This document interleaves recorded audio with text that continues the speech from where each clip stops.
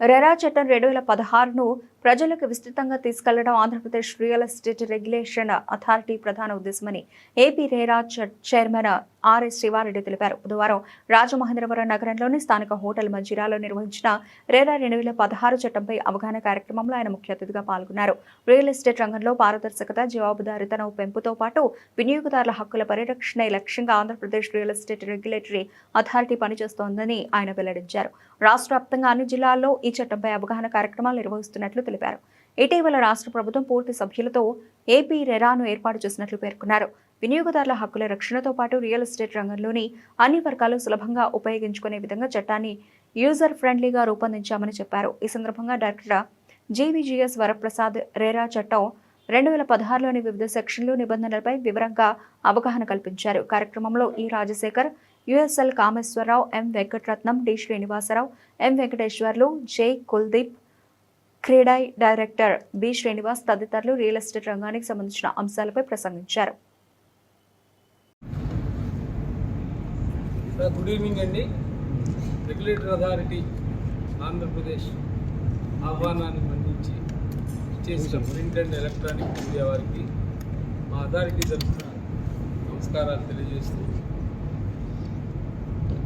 మేము గతంలో ప్రకటించిన విధంగా ఈ క్యాలెండర్ ఇయర్లో 2026 క్యాలెండర్ ఇయర్ ముగిసే సమయానికి పాత 13 జిల్లాలు ఏదైతే ఆంధ్రప్రదేశ్ రాష్ట్రంలో ఉన్నవో అక్కడ అథారిటీ గురించి, యాక్ట్ గురించి సమగ్రమైన అవేర్నెస్ ప్రోగ్రామ్స్ కండక్ట్ చేస్తూ వచ్చాం. ఇది 5వ జిల్లా, ఇంకా 8 జిల్లాలు మిగిలి ఉన్నవి. ముఖ్య ఉద్దేశం ఏంటంటే 2016లో యాక్ట్ రూపొందించబడిన తర్వాత సుమారు 10 సంవత్సరాలు అవుతున్నా ఇంకా కొన్ని ల్యాబ్స్ రిజిస్ట్రేషన్ విషయంలో అయితేనేమి, అలానే యూపీఆర్స్ సబ్మిట్ చేయటము, అలానే కంప్లైంట్స్ ఎక్కువగా ప్రజల్లోకి తీసుకుని వెళ్ళి ప్రతి ఒక్కరికి వినియోగదారులు ఎవరైతే ఉన్నారో వాళ్ళని ప్రొటెక్ట్ చేయడం కోసం వారికి ఎటువంటి అన్యాయం డెవలపర్ సైడ్ నుంచి కానీ, బిల్డర్ సైడ్ నుంచి కానీ, అలానే ప్రమోటర్ సైడ్ నుంచి కానీ అన్యాయం జరిగితే సత్వర న్యాయం పరిష్కరించే దిశగా ఆ అథారిటీ పనిచేస్తుంది. సుమారు మేము కొత్త బాడీ ఫామ్ అయిన తర్వాత 600 పైచిలకు కంప్లైంట్స్ని మేము ఆర్డర్స్ రూపేణ సత్వర న్యాయం ఈ ఎలాటీస్కి చేయగలిగాం. చాలామంది అన్రిజిస్టర్డ్ ప్రాజెక్ట్స్ నమోదు చేసుకొని ప్రమోటర్స్ అందరికీ 5 లక్షల నుంచి 10 లక్షల రూపాయల వరకు పెనాల్టీ రూపేణ కూడా మేము విధించాము.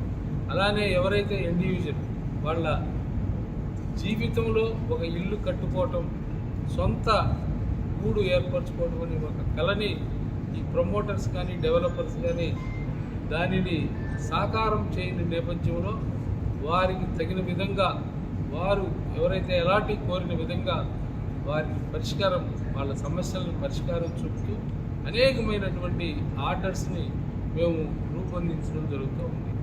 ఈ నేపథ్యంలో ఈ అవేర్నెస్ ప్రోగ్రామ్స్ ద్వారా ప్రజల్లోకి మరింత వాళ్ళ రైట్స్ ఏవైతే ఉన్నాయో, కన్జ్యూమర్ ప్రొటెక్షన్ రైట్స్, ఎలాటీ రైట్స్, ఏదైతే ఫాల్స్ ప్రామిసెస్ ఈ బిల్డర్స్ చేసి వాళ్ళ పబ్బం గడుపుకుంటానికి ఈ వినియోగదారుల నుంచి డబ్బులు వసూలు చేసి ప్రాజెక్ట్స్ కంప్లీట్ చేయకుండా పలాయనం చింతకిస్తున్న ఈ నేపథ్యంలో అథారిటీ ముందుండి సత్వర న్యాయం చేయటానికి మేము ప్రయత్నిస్తూ ఉన్నాం. ముఖ్యంగా ఈరోజు ఈ రాజమండ్రిలో చాలామంది ప్రమోటర్స్, స్టేక్ హోల్డర్స్ ఎవరైతే ఉన్నారో ఆర్కిటెక్ట్స్, కన్సల్టెంట్స్, అలానే లా ఫర్మ్స్, బిల్డర్స్, డెవలపర్స్, అనేక రకమైన ఆర్గనైజేషన్స్, మున్సిపల్ సిబ్బంది అందరూ అటెండ్ అయ్యి ఈ ప్రోగ్రాం చాలా విజయవంతం చేశారు. వారికి కూడా మీ ద్వారా మనస్ఫూర్తిగా ధన్యవాదాలు తెలియజేస్తూ ఉన్నాను. పోతే ఈరోజు మీతోటి తమ అనుభవాలను షేర్ చేసుకోవడానికి మా ఆనరబుల్ మెంబర్స్, అలానే మా డైరెక్టర్ గారు కూడా ఇక్కడ ఉన్నారు.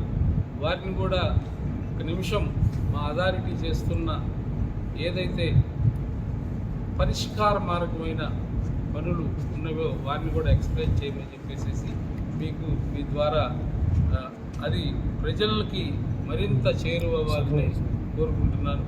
వారు వెంకటరత్నం గారు